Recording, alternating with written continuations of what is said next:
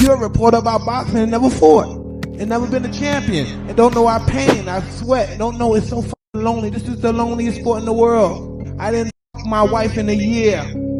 You think I give a about Andrew Galata? I haven't seen my kids in months. And you think I give a about you and then y'all? I don't care about living or dying. I'm not a dysfunctional motherfucker. I want a blaze. Yeah, bring Andrew Galata on. Bring those guys. They can keep their title. I don't want their title. I want to strip them of their health. If I asked you right now, how do you cope with stress, and you cannot give me a legitimate answer, like answer it right now. If you cannot give me a legitimate answer, it means you don't have one. And if you don't have one, you are living dangerously, because it's only a matter of time before all of that that's inside of you will combust. What's up, my people? It's Jordan Green-Ellis, your personal mentor. If you haven't already joined the family, hit the subscribe button below before you go so that you can stay in the loop with all things Jordan Green-Ellis and all things The Legacy Lab. I'm signing out, but I'll see you soon.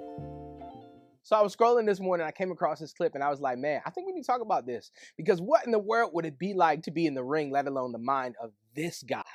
You're a reporter about boxing and never fought, and never been a champion, and don't know our pain, our sweat, and don't know it's so fucking lonely. This is the loneliest sport in the world.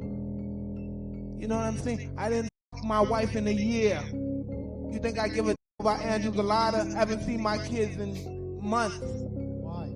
None of your business, white boy, but I haven't seen them in months. And you think I give a about you and then y'all? I don't care about living or dying. I'm a dysfunctional motherfucker.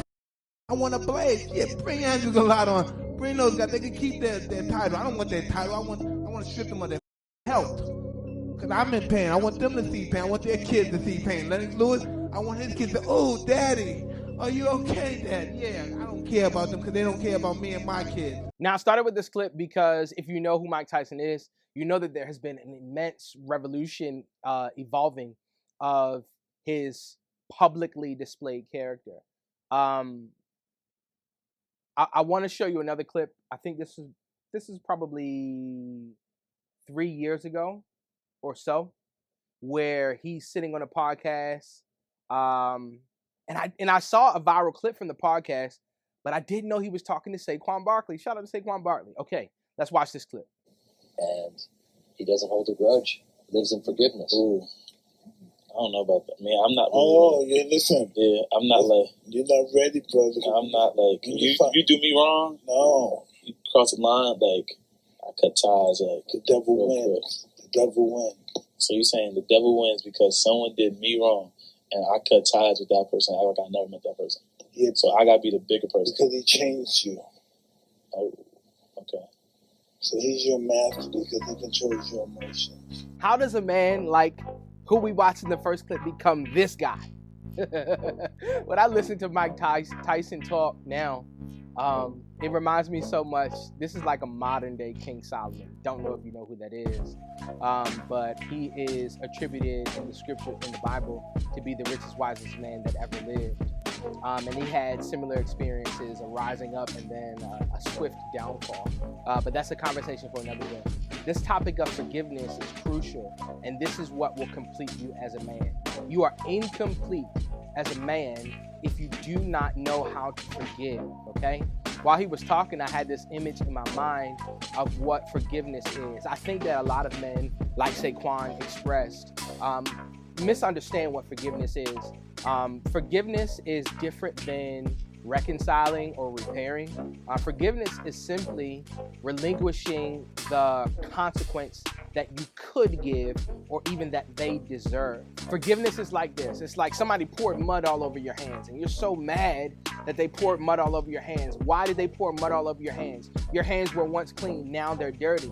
And you walk around for the rest of your week justifiably crying about why your hands are dirty and how could they do such a thing, and they promised they would never do it and they did it anyway. It was deliberate. It was a decision that they made. They made my hands dirty.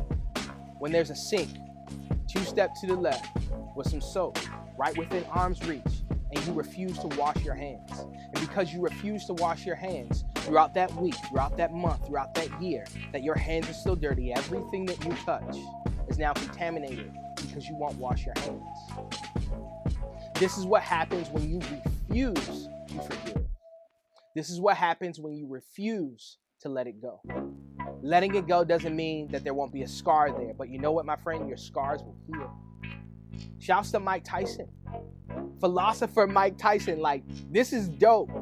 And this is what you can become. You don't have to choose unforgiveness. You don't have to stay in the place you were in. One of the things that struck me so deeply about this first video is the fact that there are an innumerable amount of men who are going through this or something similar. Deep, immense hurt. And they feel as though they don't have any outlet. And when they are triggered, or when they are in an instance that is sometimes small, seemingly as small as someone asking you a question, and they blow up, right? You heard him say he didn't have relations with his wife for a year, hasn't seen his kids. All these things are happening in men's lives every single day. Maybe it's not that extreme for you. Maybe it's just the stress of your job. Maybe it's the stress of being a provider. Maybe it's the hardship of your day-to-day life, right? And you feel like no one understands, and you feel like you can't overcome it. You feel like you can't conquer it. You got to deal with that, what's going on between your mind, my friend.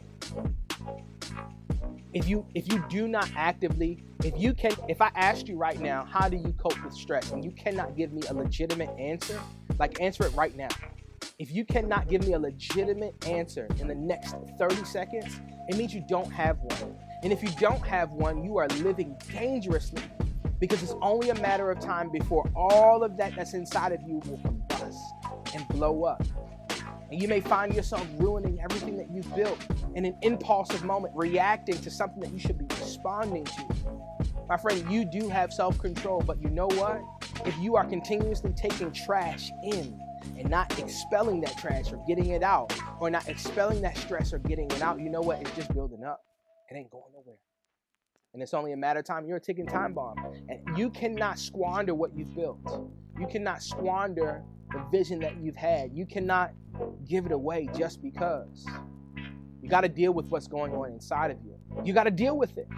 It's not going to just go away. It's not going to just get better. I want you to hope for the better, and I want you to work for the better. What does work look like? A therapist. What does work look like? Healthy coping mechanisms. Not conquering women, not porn, not secret scrolling, cheap shots of dopamine, looking at those pictures too long. Okay, you used to watch porn, now you just watch these IG models or these fitness models. My friend, that's porn. Before it was digital, it was in magazines. That's porn. It's the same exact thing. You have to deal with these things. You're covering up the hurt that needs to be healed. You're putting a Band-Aid on something that needs stitches. Just like how you saw. He said, I don't even care about that guy. You can keep the title. I want to beat him. I want his health. I want his kids to look at him and say, Daddy, are you okay? That's a deep level of hurt, and hurt people hurt people. How can you be who you're supposed to be if you don't fix what's going on in you first? I said it in another video where we talked about the head coach at the University of Michigan, Sharon Moore, or the situation, not about him, but the situation that he's going through. My friend, you have to deal with the deeper things that are manifested on those greater levels, like lust or like anger. It's always something deeper. You got to dig below the surface to really, really get healed. You got to do the deep work. Because if you don't, everything that your life is supposed to accomplish, you might accomplish some good things, but it'll be contaminated. Do you want to live a good life, or do you want to live a great life? What do you want to choose? It's just me and you. It's just me and you here. You don't got to put on for a show. You got nobody to impress. I want you to be real with you. I want you to be real with you, my brother. You don't have to live like how you're living right now. You can become who Mike Tyson became. You can become free in your mind and not a slave to your emotions or your desires or what people think you're supposed to be. You can be free. I want you to be free.